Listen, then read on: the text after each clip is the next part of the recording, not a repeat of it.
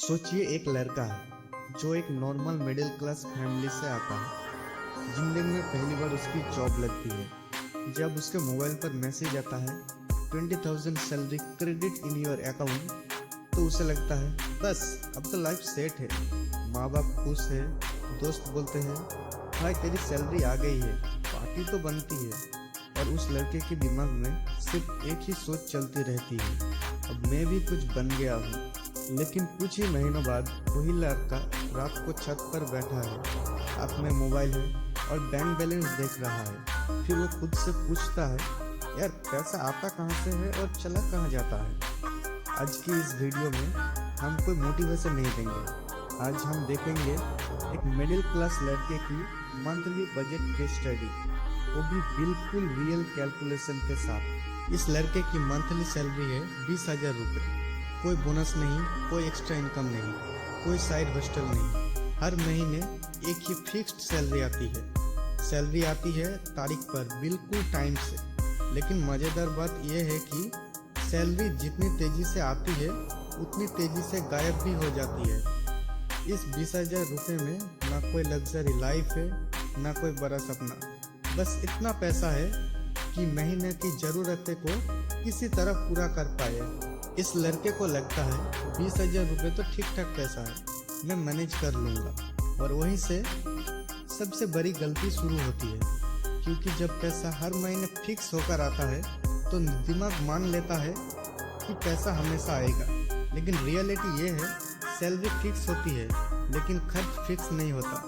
और उसी सोच के साथ ये 20,000 धीरे धीरे हाथ से निकलने लगते हैं।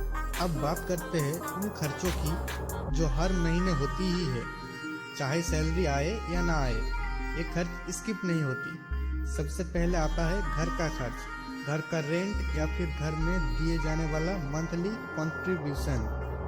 और इसका घर का रेंट है मान लीजिए 5,000 रुपये। ये वो पैसा है जो सबसे पहले निकलता है, सैलरी अकाउंट में आए या ना आए। और दिमाग में ये खर्चा पहले से फिक्स होता है।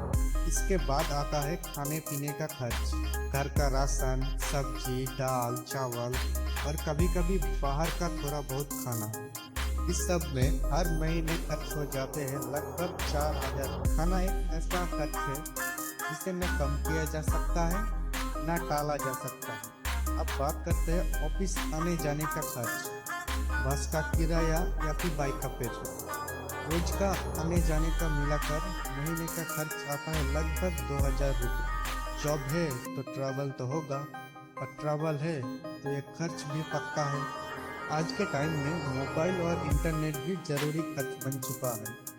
रिचार्ज, डाटा पैक और कभी कभी वाईफाई ले ली। इन सब पर हर महीने खर्च हो जाते हैं लगभग 600 रुपये। जॉब हो या ना हो, मोबाइल का रिचार्ज तो करना ही पड़ता है। इसके बाद आता है बेसिक ज़रूरतें के खर्च, जैसे कपड़े, चप्पल और छोटी मोटी शॉपिंग।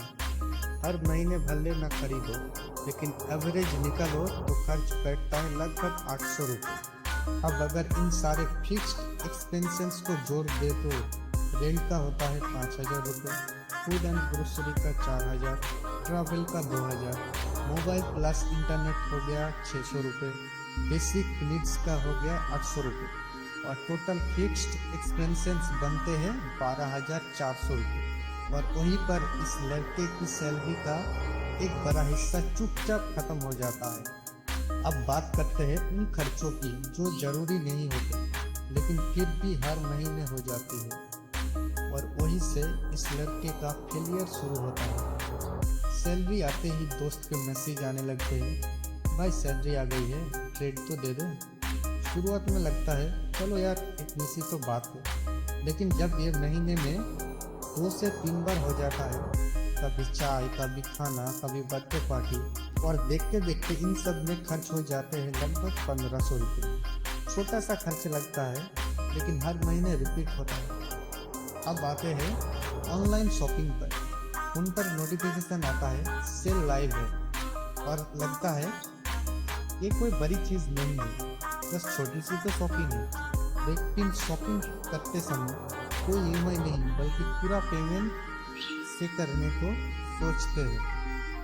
अब सोचते हो ये तो एक बार ही होता है और ऐसे ही हर महीने खर्च हो जाते हैं लगभग 1200 रुपये।